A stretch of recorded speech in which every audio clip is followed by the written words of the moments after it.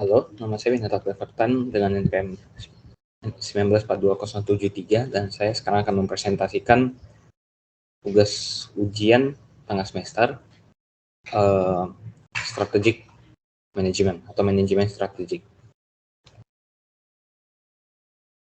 Di dalam presentasi ini atau slide ini akan terdapat dua bagian, yaitu pertama company analysis untuk Adikarya, dan analisa merger, acquisition, dan restructure dari beberapa perusahaan yang telah saya pilih.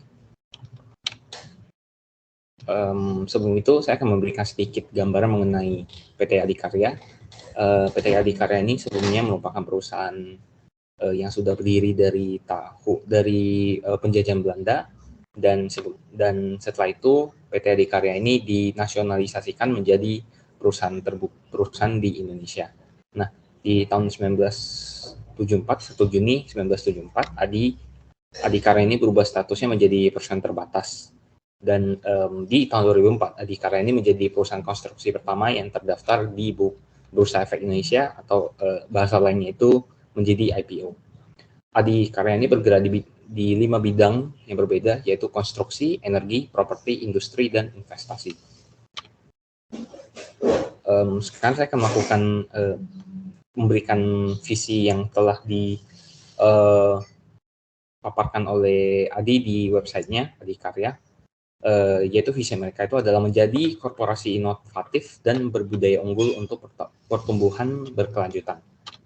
Nah, yang saya rubah dari sini adalah di mana kontribusi mereka ini menjadi korporasi inovatif dan yang berkontribusi penuh dan terbuka untuk pertumbuhan berkelanjutan. Maksudnya di sini adalah perusahaan Adikarya ini menurut saya dalam visinya harus mempunyai visi untuk berkontribusi secara penuh, baik secara lingkungan, sosial, maupun ekonomi, ke lingkungan operasional, dan terbuka lebih lagi untuk pertumbuhan berkelanjutan. Karena pertumbuhan berkelanjutan ini, seperti yang kita tahu bahwa konsep berkelanjutan ini akan selalu bertambah ruang lingkupnya, skopnya, dan maka PT Adi ini harus mempunyai visi untuk lebih terbuka lagi di dalam pertumbuhan berkelanjutan ini. Selanjutnya adalah misi dari PT Adikarya. Yang pertama, mereka ingin membangun insan yang unggul, profesional, amanah, dan berjiwa wirausaha, mengembangkan bisnis konstruksi rekayasa seperti industri investasi yang bereputasi, mengembangkan inovasi produk dan proses untuk memberi solusi terhadap dan impact bagi stakeholder, menjalankan organisasi yang dengan tata kelola perusahaan yang baik, menjalankan sistem manajemen yang menjamin pencapaian sasaran kualitas, keselamatan, kesehatan, dan lingkungan kerja. Mengembangkan teknologi informasi dan komunikasi sebagai sarana untuk pembuatan keputusan dan pengelolaan risiko korporasi. Menurut saya misinya ini sudah sempurna, tetapi saya hanya merubah sedikit bagian dari misi ini sehingga bentuknya menjadi seperti ini. Misi yang saya ubah adalah di bagian pertama, yaitu membangun lingkungan kerja yang konstruktif, sehat, dan aman. Ini di dalam konteks secara hubungan antar karyawan dan keselamatan kerja. Selanjutnya itu mengembangkan bisnis konstruksi, rekayasa, properti, industri, dan investasi dengan perhatian khusus ke lingkungan operasional. Ini masih berhubungan dengan visi tadi, yaitu perusahaan harus memberikan perhatian khusus ke lingkungan operasional perusahaan di aspek sosial, lingkungan, dan maupun ekonomi. Nah, di sini sedangkan hanya bereputasi. Maksudnya itu mungkin maksud saya itu adalah memperkuat perhatian tersebut ke aspek-aspek keberlanjutan. Selanjutnya itu adalah saya merubah di bagian yang terakhir, yaitu membuat teknologi informasi dan komunikasi untuk pembuatan keputusan dan pengelolaan risiko korporasi yang lebih akurat dan aktual. Sebelumnya misinya itu adalah mengembangkan teknologi informasi, dan saya merubahnya menjadi menggunakan, supaya mencerminkan bahwa Adi ini mempunyai misi untuk menggunakan teknologi informasi tersebut dan menggunakan data atau informasi yang telah di-compile tersebut untuk digunakan sebagai salah satu aspek yang dipertimbangkan dalam pembuatan keputusan. sehingga keputusan yang mereka buat itu akan lebih akurat dan aktual sesuai dengan kondisinya. Selanjutnya adalah Porter's Five Forces Analysis untuk PT ADI. Nah, di PT Adikarya ini, PT Adikarya ini bergerak di bidang industri infrastruktur, energi dan infrastruktur, sehingga untuk barrier-nya ini tidak terlalu susah untuk dimasuki. Cuman perusahaan yang ingin masuk ke bidang ini atau industri ini harus mempunyai struktur kapital yang kuat supaya bisa menanggung segala biaya dan kebutuhan yang diperlukan. Namun di industri ini biasanya akan dijamin dengan perusahaan pembiayaan infrastruktur, di mana bisa dibilang ini akan menjadi barrier, di mana kriteria yang harus dipenuhi untuk pendanaan proyek infrastruktur. Yang kedua adalah bargaining powers of supplier, artinya apakah supplier ini mempunyai kekuatan mempunyai kekuasaan untuk bernegosiasi, bargain gitu. Nah, di sini suppliernya itu adalah perusahaan yang memberikan dana untuk infrastruktur tadi, dan perusahaan di mana PT Adikarya ini membeli material untuk pembangunan. Selanjutnya adalah bargaining power of buyers ini. Di sini konteksnya adalah para konsumen atau pemakainya itu adalah kebanyakan pemerintah. Bisa dibilang hampir keseluruhan proyek yang dipesan itu adalah dari pemerintah. Dan mungkin large scale kontraktor itu maksudnya itu adalah perusahaan yang ingin bekerja sama menjadi co-kontraktor dengan Adikarya. Selanjutnya itu adalah trade of substitute product. Di sini produknya itu bisa dibilang di industri itu hampir sama, cuman jasa yang diberikan oleh setiap perusahaan yang berbeda, cuman perusahaan memberikan konstruksi, membantu membangun infrastruktur tersebut. Maka bisa dibilang hampir tidak ada substitutable produknya. Yang terakhir itu ada rivalry among competing firms, artinya persaingan di antara perusahaan yang berkecimpung di bidangnya, industri yang sama. Di sini bisa dikatakan bahwa industri infrastruktur dan pembangunan ini dan energi ini lumayan ketat dikarenakan mereka memberikan jasa ataupun memberikan produk yang hampir sama, sehingga persaingannya cukup ketat. Contohnya adalah PT dengan emiten DSSA atau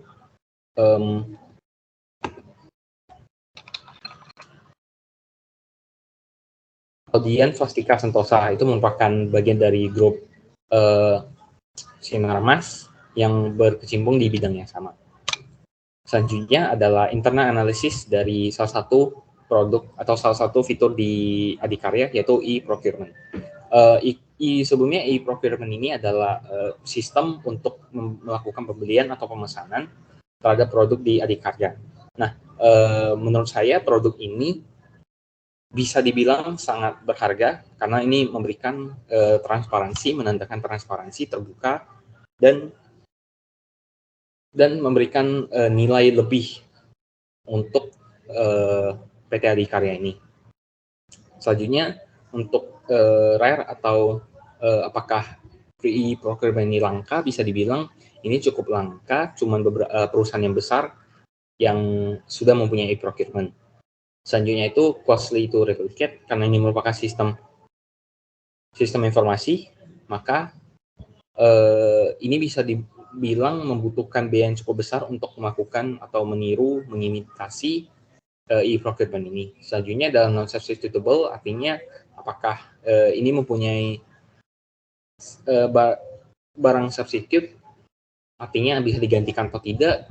Jawabannya itu bisa digantikan dengan procurement biasa, cuman side effect-nya itu adalah lebih kurang transparan dan bisa terjadi manipulasi. Competitive consequences atau Akibat dari hasil kompetitifnya itu adalah temporarily kompetitif, artinya ini akan membantu adikarya dalam jangka waktu tertentu, namun banyak perusahaan banyak perusahaan yang dapat catch up atau mulai mengikuti pembuatan e-procurement ini. Selanjutnya adalah performance implication, artinya ini memberikan return yang bagaimana untuk adikarya. Nah, di sini return yang diberikan adalah average atau rata-rata, tidak cukup sampai di atas cukup, above average.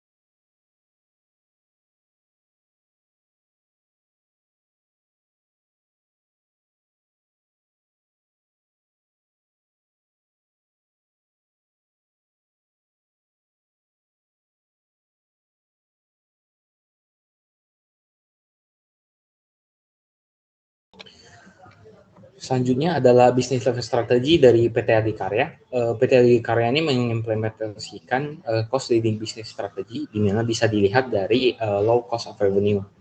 Artinya cost of revenue yang ditagih oleh Adi itu lumayan kecil, sehingga bisa dibilang bahwa Adi ini mempunyai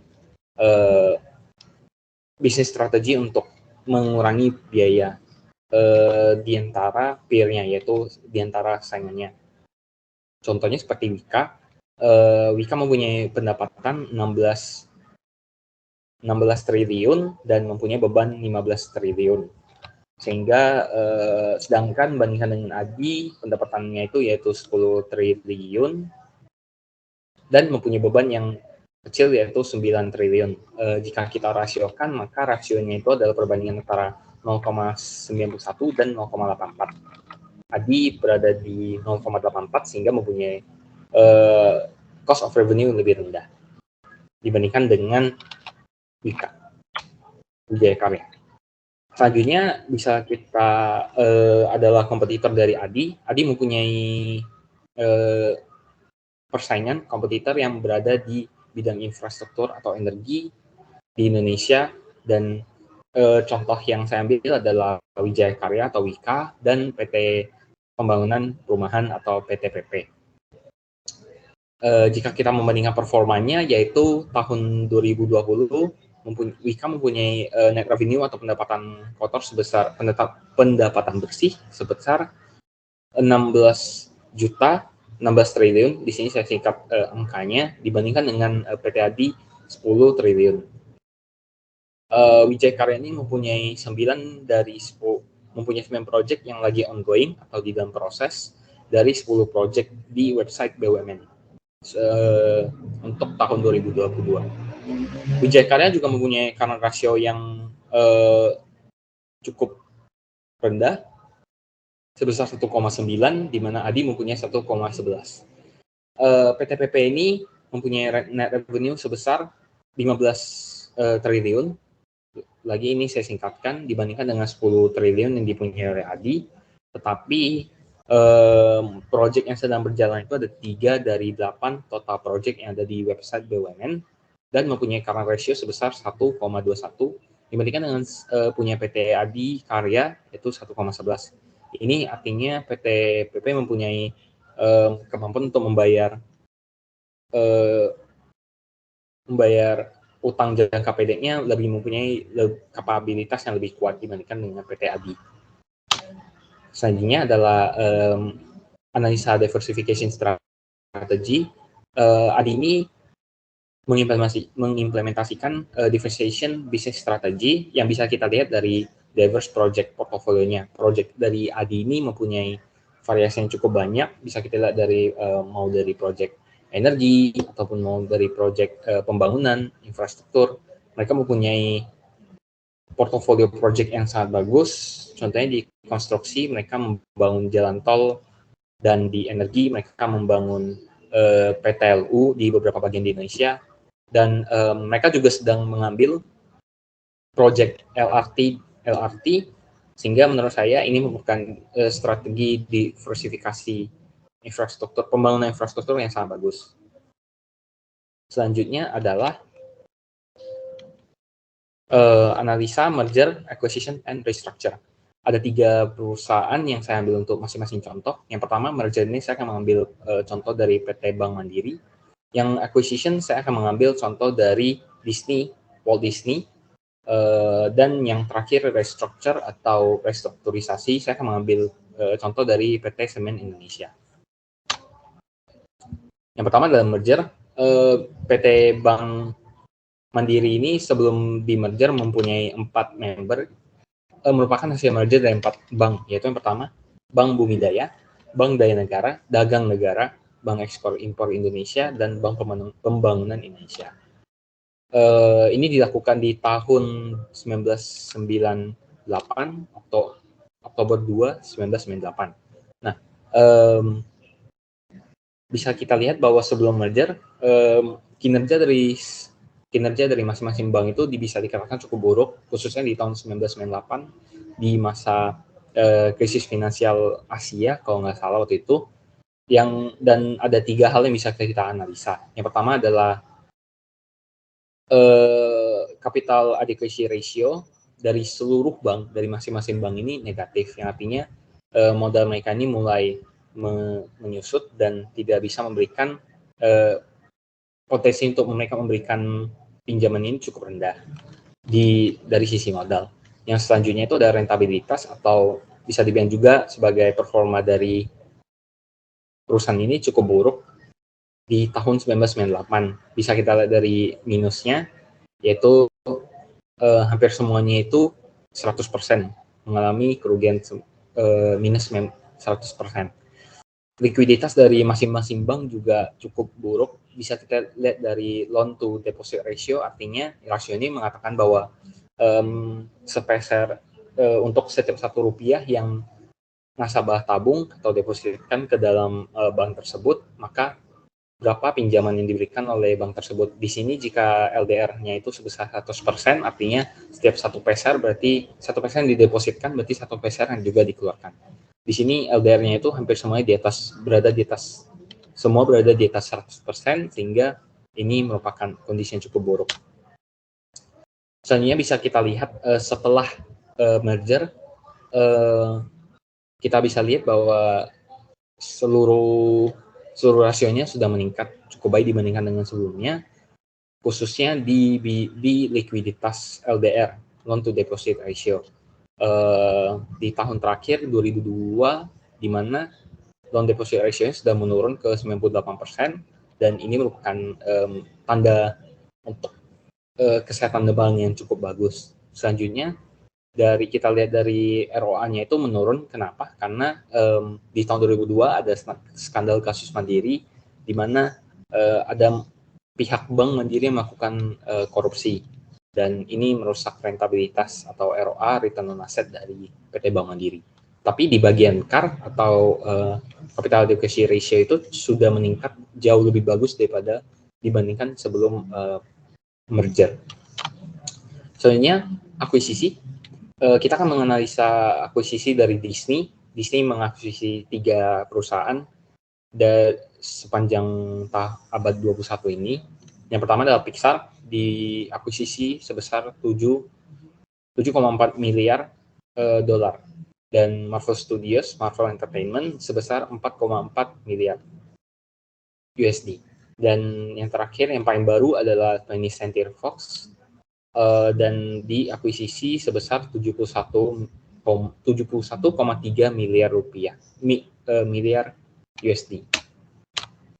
Nah, efek yang diberikan dari akuisisi ini adalah Pixar sudah mempunyai keuntungan sebesar 14 juta USD di seluruh dunia dan dari seluruh dunia, dan mempunyai average gross revenue atau pendapatan kotor sebesar 680, yang tadi itu USD miliar, 14 miliar dari seluruh dunia, dan mempunyai pendapatan kotor, rata-rata pendapatan kotor sebesar 680 juta per film. Dan Disney ini dengan mengakuisisi Pixar, maka Disney mempunyai kemampuan secara teknikal maupun secara kreatif di bidang animasi 3D, karena dulu animasi Disney masih 2D dan Pixar ini merupakan pengembang software pertama di bagian 3D. Yang terakhir itu adalah karena Disney ini mempunyai channel distribusi seperti TV, film, maka Disney ini Disney kombinasi antara Disney dan Pixar bisa memproduksi lebih banyak acara entertainment seperti film ataupun TV show, acara TV. Selanjutnya Disney juga mengakuisisi Marvel, dan bisa kita tahu bahwa Marvel ini sudah mempunyai keuntungan sebesar 21,9 miliar USD dari seluruh dunia sepanjang 24 film. Dan Marvel ini mempunyai kesempatan untuk berkembang lebih lagi karena film ini masih berlanjut dan mempunyai ekspansi ke bagian streaming service. Contohnya itu yaitu Disney Plus. Banyak konten baru yang dirilis di sana dan ini memberikan kesempatan pada Marvel. Selanjutnya adalah Marvel ini merupakan menjadi salah satu franchise yang paling menghasilkan keuntungan paling besar di sepanjang sejarah. Selanjutnya adalah akuisisi dari 20th Century Fox di tahun 2019. Akuisisi ini memberikan Disney ini banyak keuntungan, banyak kelebihan, keunggulan. Salah satunya itu adalah streaming service seperti Hulu dan berbagai channel-channel lainnya ataupun channel entertainment untuk film-filmnya. Selain itu, Disney juga mendapatkan akses ke konten seperti ESPN dan konten-konten lainnya. Selain itu, dengan mengakuisisi Fox, Disney merupakan salah satu perusahaan penyedia media entertainment di seluruh dunia. Selanjutnya adalah restrukturisasi. Restrukturisasi ini dilakukan oleh PT Semen Indonesia Tbk dari tahun 1995 sampai 2005. Semenjak tahun ini, restrukturisasi ini awalnya dilakukan oleh PT Semen Gresik Persero Tbk, Semen Padang, dan PT Semen Tonasa. Ketiga PT ini merupakan PT semen yang dimiliki oleh negara atau BUMN dan dilakukan restrukturisasi di tahun 1995 sampai 2005. Pada waktu itu pemerintah ingin mengurangi kompetisi antara perusahaan BUMN penyedia semen dan dengan cara menggabungkan atau merestrukturisasi bentuk perusahaan ini yang awalnya cuma 3 perusahaan terpisah menjadi holding company. Tahap-tahapnya itu ada 3 tahap dari sepanjang tahun ini, yaitu yang pertama itu mereka melakukan perubahan fungsi secara operasional, kemudian mereka merubah bentuknya menjadi holding company, dan yang terakhir di tahun 2015 mereka mempunyai perusahaan penyedia semen di Vietnam, sehingga holdingnya ini bisa dikatakan secara internasional, bukan di ruang lingkup Indonesia saja. Bisa dilihat di graf ini bahwa tahap tersebut terjadi sepanjang tahun. Dan kita bisa lihat bahwa perubahan ini menghasilkan perubahan yang cukup signifikan dibandingkan dengan perusahaan lain, jika kita bandingkan dengan perusahaan lain. Contohnya di volume penjualan, kita melihat bahwa penjualannya itu sebesar 27,8 untuk PT Semen Indonesia, sedangkan untuk PT penyedia semen swasta sebesar 18 ton. Penghasilan dihasilkan juga cukup jauh dibandingkan dengan penyedia semen swasta, yaitu 18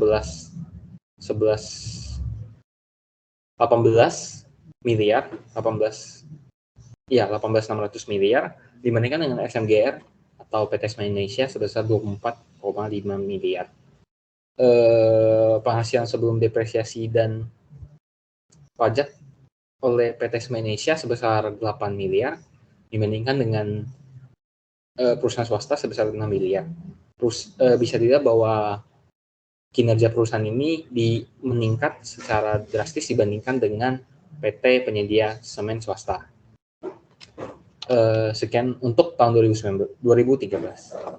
Sekian presentasi saya dan penjelasan saya mengenai beberapa untuk tugas ujian tengah semester ini. Saya ucapkan terima kasih.